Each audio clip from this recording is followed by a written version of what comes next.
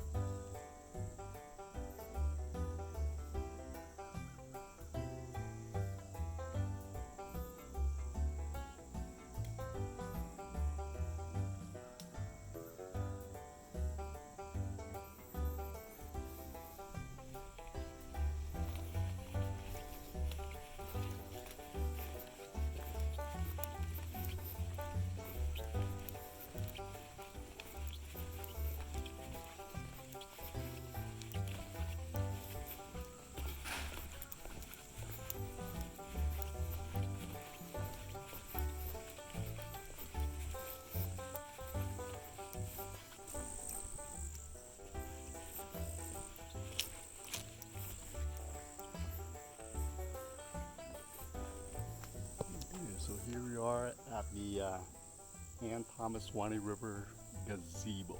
I'm going to go down to see the Suwannee River now.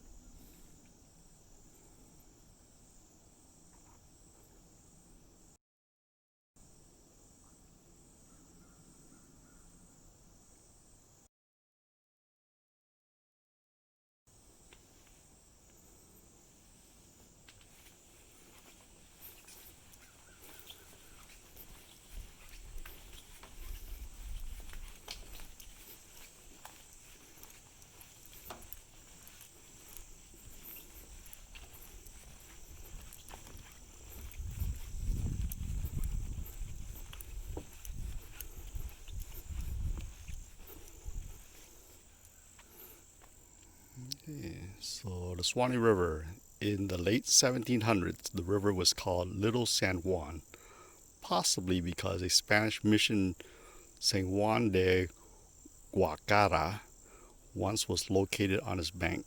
Some historians suspect local dialect changed the name to San Juanhi and hence Suwannee. Others believe the river's name was derived from the Creek Indian word Suwannee, which means echo. Today, because of the genius of a single man, the scenic river is known the world over. Stephen Foster, though he probably never saw the stream, brought it fame with his composition titled Old Folks at Home. In 1935, it became Florida's official state song.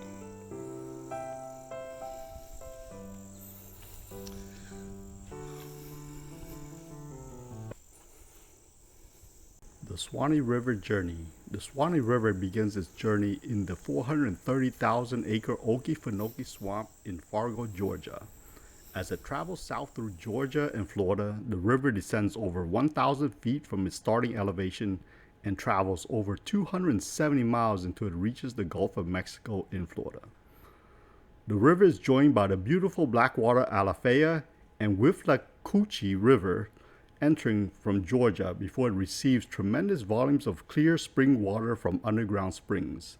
The Santa Fe River is the last major tributary that enters the Suwannee River before it reaches the Gulf of Mexico.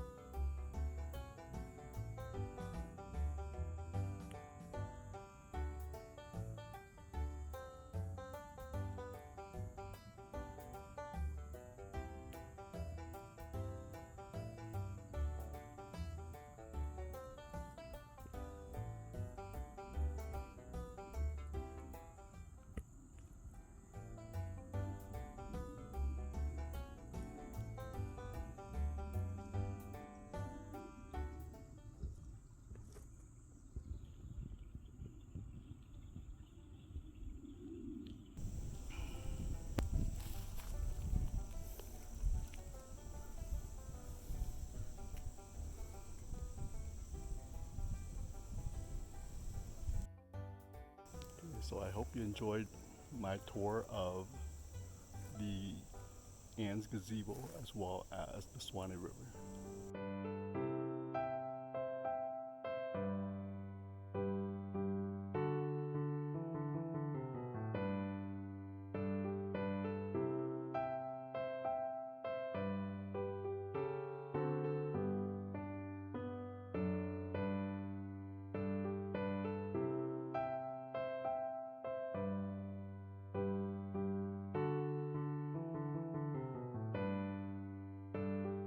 Thank you. Hope you enjoyed it. Now that's RVing. Please like, drop a comment, subscribe, and share. Now that's RVing.